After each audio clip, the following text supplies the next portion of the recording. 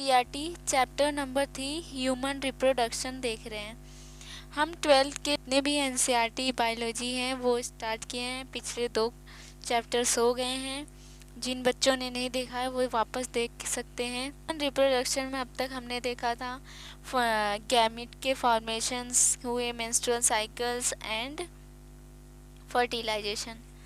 अब हम जब कोई फर्टिलाइजेशन हो जाता है इसके बाद जाइगोट बनते हैं। ठीक है, जाइगोट के बाद बनने के बाद जो प्रोसेस हैं developments, embryo developments and parturition process, ये अब हम देखेंगे।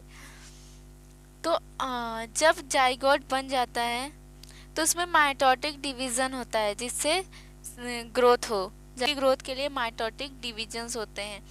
तो इस डिवीजन को क्या बोलता है? क्लीवेज। और इसमें जो जाइगोट है, जाइगोट कहाँ बना था? एम्पली इस्थमस जंक्शन पे। अब वो मूव टुवर्ड द यूटरस, अब वो यूटरस के साइड मूव कर रहा है। ठीक है, ये फैलोपियन ट्यूब है, फैलोपियन ट्यूब से यूटरस की तरफ मूव कर रहा है जाइगोट, और माइटोटिक डिवीजन देखने को मिल रहा है। तो जाइगोट में 2 सेल्स, 4 सेल्स, 8, 16, इस तरह से 16 जब डॉटर सेल्स बन जाते हैं उसको बोलते हैं ब्लास्टोमियर। ठीक है, the embryo with 8 to 16 blastomere is called मरूला। तो मरूला किसे बोलते हैं? जब 8 to 16 के बीच में सेल्स होते हैं, that is called मरूला। And blastomere जो 16 तक सेल्स होते हैं उसको ब्लास्टोमियर कहते हैं। Morula continue to divide and transform into blastocyst. ठीक है, मोरुला से ब्लास्टोसिस्ट में कन्वर्ट होता है बाय कंटिन्यूअस डिवीजन के थ्रू। ठीक है, तो मोरुला जो है वो कंटिन्यूअस माइटोटिक डिवीजन होके वो ट्रांसफॉर्म हो जाएगा ब्लास्टोसिस्ट में। As it move further into the uterus, ये जो सेल्स हैं ये फैलोपियन ट्यूब पे हुए हैं क्योंकि फैलोपियन ट्यूब पे ही फर्टिलाइजेशन और जाइगोट का फॉर्मेशन हुआ था। ठीक है, अब ये मूव करेंगे यूट्रस के side. Blastomere in the blastocyst arrange into outer layer called trophoblast, inner group of cells attach to the trophoblast called inner mass cells. तो ब्लास्टोमियर जो 18 डॉटर सेल्स तक थे उसको वो थे ब्लास्टोसिस्ट के अंदर। ठीक है, वो अरेंज होते हैं आउटर लेयर में बोलते हैं ट्रोफोब्लास्ट, और इनर लेयर में जो सेल्स अटैच होते हैं उसको बोलते हैं इनर सेल मास। ठीक है, केयरफुली इस बात को ध्यान रखो कि जो ब्लास्टोमियर होते हैं वो ब्लास्टोसिस्ट में होते हैं जो 16 सेल के होते हैं। ठीक है, ये अरेंज होते हैं 2 लेयर्स में। ब्लास्टोमियर ब्लास्टोसिस्ट में 2 लेयर में अरेंज होते हैं। आउटर लेयर को बोलते हैं ट्रोफोब्लास्ट, और इनर जो लेयर होता है वहाँ पे होता है inner group of cells attach to the trophoblast called inner cell mass. तो ट्रोफोब्लास्ट सेल के अंदर होता है inner group of cells that is called inner cell mass. Trophoblast layer then get attached to the endometrium and inner cell mass gets differentiated as a embryo। जो outer layer है trophoblast वो attach होता है endometrium में जब implantation होता है। और ठीक है, तो इम्प्लांटेशन के टाइम में जो आउटर लेयर है ट्रोफोब्लास्ट वही अटैच होता है इंडोमेट्रियम से। उसके अंदर जो इनर सेल्स होता है जिसको बोलते हैं इनर सेल मास, वो डेवलप होता है एम्ब्रायो में। ठीक है, वो डेवलप होता है एम्ब्रायो में, इनर सेल मास डेवलप होता है एम्ब्रायो में। After the attachment uterine cell divide rapidly and cover the blastocyst. जब एक बार इम्प्लांटेशन हुआ, अटैचमेंट हो गया यूट्रस में, ठीक है, ब्लास्टोसिस्ट का अटैचमेंट एक बार हो गया तो क्या होगा, जो यूट्रस है वो कंटिन्यूअस उसका डिवीजन होगा और उस डिवीजन होके मास ऑफ सेल्स इसको कवर कर लेंगे। ठीक है, ब्लास्टोसिस्ट को। As result blastocyst become embedded in the endometrium of the uterus. तो जो ब्लास्टोसिस्ट है पूरी तरह से एम्बेडेड, पूरी तरह धस जाएगा इंट्रोमेट्रियम में। ठीक है, यूट्रस के। This is called implantation and lead to the pregnancy. इससे कंफर्मेशन हो जाएगा, इम्प्लांटेशन हो जाएगा एंड लेडी बिकम प्रेग्नेंट। अब हम एक बार जब प्रेगनेंसी हो गई तो इसके बाद इसका डेवलपमेंट्स क्या क्या है आने वाले हैं यूट्रस में और उस एम्ब्रायो में, ये देखेंगे हम, ठीक है। प्रेगनेंसी एंड एम्ब्रायोनिक डेवलपमेंट, जो एम्ब्रायो है इसकी डेवलपमेंट्स देखते हैं। After implantation finger like projection appear on the trophoblast called chorionic villi which surrounded by the uterine tissue and maternal blood। बहुत इम्पोर्टेंट, बहुत इम्पोर्टेंट, बहुत इम्पोर्टेंट लाइन है। तो एक बार इम्प्लांटेशन हो गया तो जो आउटर लेयर होता है ब्लास्टोसिस्ट का, जो आउटर लेयर होता है जिसको हम बोलते थे ट्रोफोब्लास्ट, वहाँ से निकलता है फिंगर लाइक प्रोजेक्शन। वहाँ पे फिंगर लाइक स्ट्रक्चर हमको देखने को मिल रहा है, और वो जो फिंगर लाइक स्ट्रक्चर देखने को मिला उसको बोलते हैं कोरियोनिक विलाई। तो कोरियोनिक विलाई जो होता है वो सराउंडेड होता है, पूरी तरह से वो सराउंडेड होता है यूट्रस की टिश्यू से एंड मैटरनल ब्लड, ठीक है। Chorionic villi and uterine tissue become interdigitated with each other and jointly form the structural and functional unit between the developing embryo, ठीक है। तो कोरियोनिक विलाई जो फिंगर लाइक प्रोजेक्शन था trophoblast से निकला था उसको बोलते हैं कोरियोनिक विलाई। तो कोरियोनिक विलाई और यूट्रस का टिश्यू एक दूसरे से एकदम कनेक्ट हो जाएंगे, इंटरडिजिटेड हो जाएंगे, एक दूसरे से एकदम कनेक्ट बंध जाएंगे, जॉइंटली फॉर्म स्ट्रक्चरल, और ये बनाएंगे एक स्ट्रक्चरल एंड फंक्शनल यूनिट किसके बीच में, एम्ब्रायो या foetus and maternal body, that is called placenta. तो प्लेसेंटा कैसे बने हैं, प्लेसेंटा कैसे बना, chorionic villi and uterine tissue के कनेक्शन के जॉइंट होने के बाद क्या बने, प्लेसेंटा बने, ठीक है। ये प्लेसेंटा एक कनेक्शन है बिटवीन द फीटस, ये फीटस हो गया, बिटवीन द मैटरनल बॉडी, ये मैटरनल बॉडी हो गई, इन दोनों के बीच में है प्लेसेंटा। प्लेसेंटा बना uterine tissue and chorionic villi, ठीक है, ध्यान में रखना। आगे हम बढ़ते हैं। Placenta facilitate the supply of oxygen. अब प्लेसेंटा क्या क्या काम करता है, ऑक्सीजन सप्लाई करता है, न्यूट्रिशन टू द एम्ब्रायो को न्यूट्रिशन और ऑक्सीजन प्रोवाइड करता है, एंड रिमूव करता है carbon dioxide and excretory waste material produce by the embryo ने जो वेस्ट मटेरियल और कार्बन डाइऑक्साइड को अपनी बॉडी से बाहर निकाला वो मूव कर जाएगा, वो भी उससे भी बाहर निकालने के लिए प्लेसेंटा ही यूज़फुल होगा। तो प्लेसेंटा दोनों का ऑक्सीजन और न्यूट्रिशन को एम्ब्रायो में डाला है, और एम्ब्रायो से जो वेस्ट है और कार्बन डाइऑक्साइड उसको बाहर निकालने का काम कर रहा है। तो placenta is connected to embryo through the umbilical cord which help in transport of substance to and from the embryo. तो क्या बोला इसमें, मान लिया ये प्लेसेंटा है, मान लिया ये प्लेसेंटा है, और हमने कहा एक साइड फीटस है, दूसरे साइड मैटरनल बॉडी है, माँ की बॉडी है, इन दोनों के बीच में कनेक्शन कराता है प्लेसेंटा। तो प्लेसेंटा जो है वो उससे अटैच है, एम्ब्रायो से डायरेक्ट अटैच नहीं है, थ्रू द अम्बिलिकल, यहाँ पे एक अम्बिलिकल कॉर्ड से, ठीक है, उसके थ्रू वो फीटस से अटैच है, और मैटरनल बॉडी से ये प्लेसेंटा डायरेक्ट अटैच नहीं है, यहाँ पे भी है, यहाँ पे भी होता है ब्लड वेसल्स, ठीक है। तो अम्बिलिकल कॉर्ड के थ्रू प्लेसेंटा अटैच है एम्ब्रायो से, ध्यान में रखना इस पॉइंट को, ठीक है। ये हेल्प करेगा transport of substances to and from the embryo, इसी की वजह से प्लेसेंटा से आया हुआ चीज़ आएगा फीटस, और वही प्लेसेंटा से के अम्बिलिकल के थ्रू बाहर, प्लेसेंटा के थ्रू बाहर निकल जाएगा फीटस से। तो दोनों भी काम इस वजह से ही हो रहा है, ठीक है। तो प्लेसेंटा एम्ब्रायो से डायरेक्ट कनेक्ट नहीं है, वो कनेक्टेड है अम्बिलिकल कॉर्ड से। उसी की वजह से सब्सटेंसेस टू आ रहे हैं और जा रहे हैं, ठीक है। Placenta act as a endocrine tissue, ये इंडोक्राइन टिश्यू की तरह काम करता है।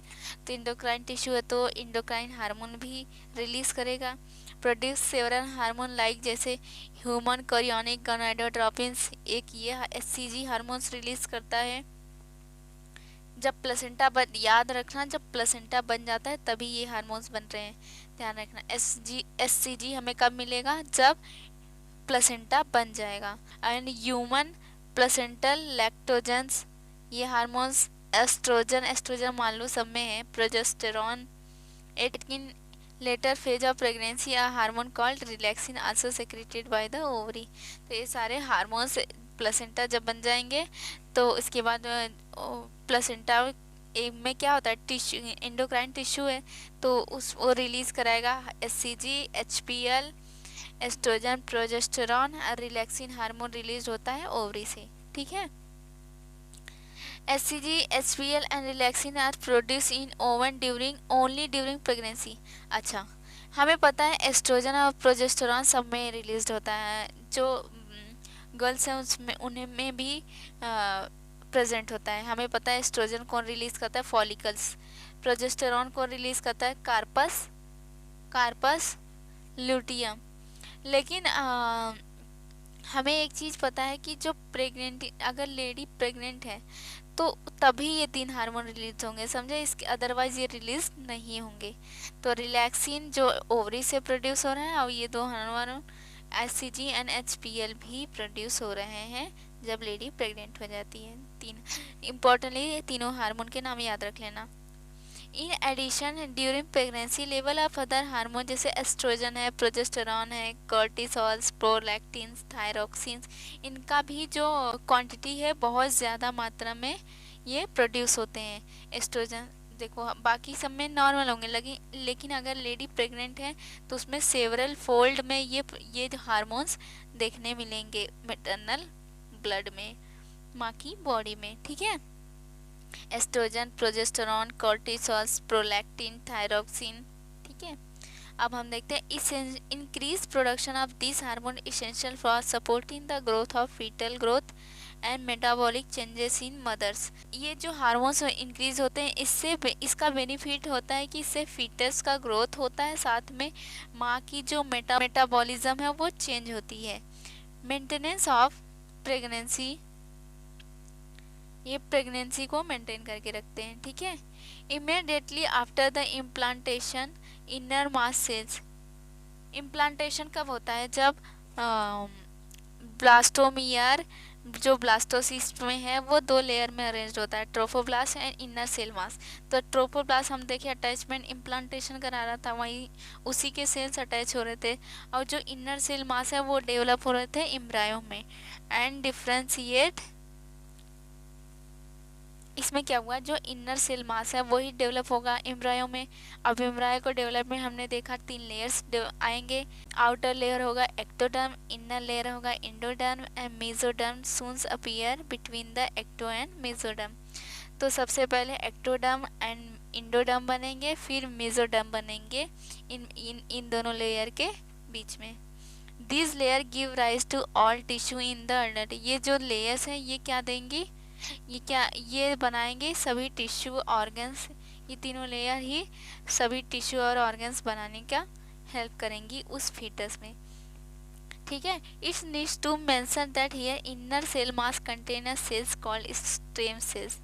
तो इनर सेल मास के पास होता है ना, जो इनर सेल मास होता है उसके पास कैपेसिटी होती है to generate the new organs tissues, इसके लिए इसको बोलते हैं स्टेम सेल्स, क्योंकि इसके पास होती है potency to give rise all tissue and organs.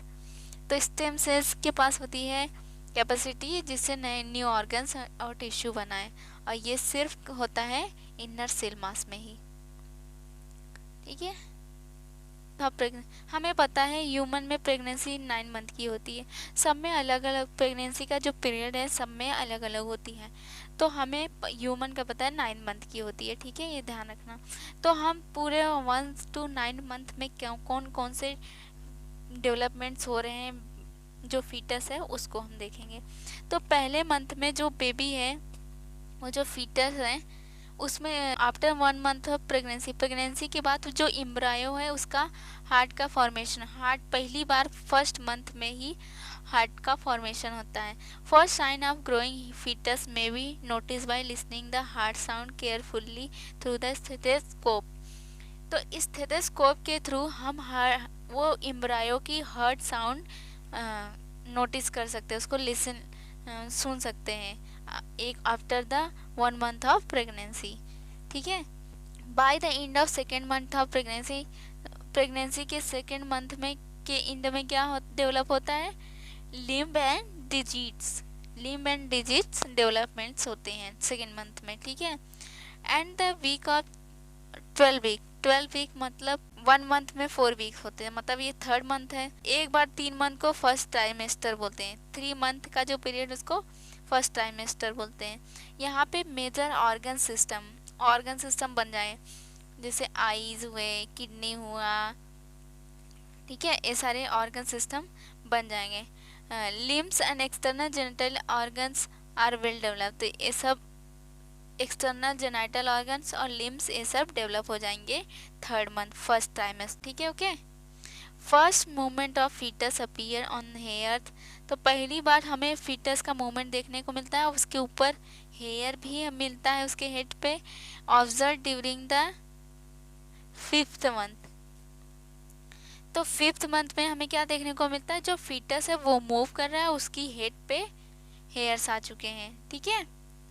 Bye the end of 24 week मतलब सेकेंड ट्राइमेस्टर, मतलब नेक्स्ट 3 मंथ और, मतलब पूरा हो गया 6 मंथ, प्रेगनेंसी हुए 6 मंथ हो चुकी है।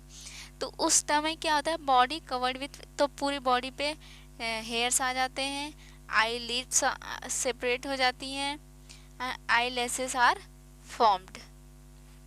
ठीक है।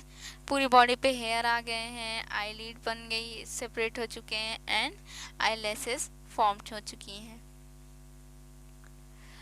Eight the end of 9 month pregnancy of fetus fully developed and ready to delivery, जब पूरा 9th मंथ कंप्लीट हो जाता है तो बेबी पूरी तरह डेवलप हो जाता है फॉर डिलीवरी। तो एक बार हम अच्छी तरह से रिवाइज कर लेते हैं। फर्स्ट मंथ में क्या होता है, हार्ट, पहली बार हार्ट साउंड हमें सुनाई देता है, मतलब हार्ट का फॉर्मेशन फर्स्ट मंथ में हुआ। सेकेंड मंथ में हमने देखा कि उसके जो लिम्स हैं और डिजिट्स हैं वो आ जाते हैं। ठीक है। और फिर थर्ड मंथ तक पूरे ऑर्गन सिस्टम डेवलप हो जाते हैं, लिम्स और एक्सटर्नल ऑर्गन सारे डेवलप हो जाते हैं। ठीक है। और इसके बाद 5th मंथ में देखा कि जो बेबी फीटस है वो मूवमेंट कर रही है, उसके हेड पे हेयर आ चुके हैं। और लास्ट 6 मंथ में सेकेंड ट्राइमेस्टर में उसकी पूरी बॉडी पे हेयर आ चुके हैं, आई लीड सेपरेट हो चुकी हैं, आई लेसेस फॉर्म हो चुके हैं। और 9th month third trimester complete में होने के बाद बेबी फुल्ली डेवलप हो जाता है डिलीवरी के लिए। ठीक है। डिलीवरी पाचुरेशन के बाद लैक्टेशन, बेबी मिल्क इजेक्ट करती है। तो ऑलमोस्ट चैप्टर एंडिंग में है, हम फटाक से देख लेते हैं। Average duration of human pregnancy is 9 month, अभी हम देखें, which is called gestation period, इसे ही कहते हैं जेस्टेशन पीरियड। ये जो 9 मंथ का पीरियड है, ये ड्यूरेशन है प्रेगनेंसी से लेके पूरे पाचुरेशन तक, वो 9 मंथ का वो प्रोसेस होता है, तो उसे जेस्टेशन पीरियड कहते हैं। Vigorous contraction of uterus at the end of pregnancy cause expansion and delivery of fetus, तो बहुत ज़्यादा विग्रस मतलब बहुत ज़्यादा कंट्रैक्शन होता है यूट्रस पे एट द प्रेगनेंसी के एंड में, मतलब जब बेबी डिलीवरी के लिए रेडी है। ठीक है। फीटस जब डिलीवरी के लिए रेडी है तो क्या करना है, यूट्रस पे बहुत स्ट्रॉन्ग कंट्रैक्शन होता है। इस प्रोसेस को कहते हैं डिलीवरी ऑफ फीटस या child birth, that is called parturition. Parturition जब फीटस बाहर आ जाए, बर्थ हो जाए, उसका डिलीवरी हो जाए, that is called parturition. Parturition induce by a complex neuro endocrine mechanism. Parturition एक न्यूरो इंडोक्राइन मैकेनिज्म है, इसमें न्यूरॉन एंड इंडोक्राइन का मैकेनिज्म देखने को मिलता है। The signal for parturition originate from the fully developed fetus. तो सिग्नल जो मिलता है पार्चुरेशन के लिए वो बेबी से मिलता है, ठीक है। Placenta which induce mild uterine contraction called fetus fetal ejection reflection. तो प्लेसेंटा जो इंड्यूस करता है ये भी इंड्यूस करता है यूट्रस की कंट्रैक्शन को, इसे कहते हैं फीटल इजेक्शन रिफ्लेक्स, ठीक है। This trigger release of oxytocin from maternal pituitary. तो सिग्नल होता है पार्चुरेशन का, वो देता है फीटस कि अब हमें बाहर निकलना है, ठीक है। और जो प्लेसेंटा है उसकी वजह से भी क्या होता है, यूट्रस का कॉन्ट्रैक्शन होता है, इसे कहते हैं फीटल इजेक्शन रिफ्लेक्स। ये दोनों को मिला के मैटरनल बॉडी में जो पिट्यूटरी होता है वो रिलीज करता है ऑक्सीटोसिन, और ऑक्सीटोसिन एक्ट करता है यूट्रस के मसल पे, और बहुत ज़्यादा कॉन्ट्रैक्शन, स्ट्रॉन्ग कॉन्ट्रैक्शन देखने को मिलता है मायोमेट्रियम में, and which in stimulate the further secretion of oxytocin. तो ऑक्सीटोसिन यूट्रस के मसल पे मायोमेट्रियम पे एक्ट करेगा और खूब ज़्यादा स्ट्रॉन्ग कंट्रैक्शन कराएगा, जिससे जो बेबी है, जो फीटस है, वो एक्सपेल कर जाए आउटसाइड। तो इसके लिए और फर्दर सेक्रेशन भी ऑक्सीटोसिन का होता रहता है। Simultaneous reflex between the uterine contraction and oxytocin secretion continue result in stronger and stronger contraction, ठीक है।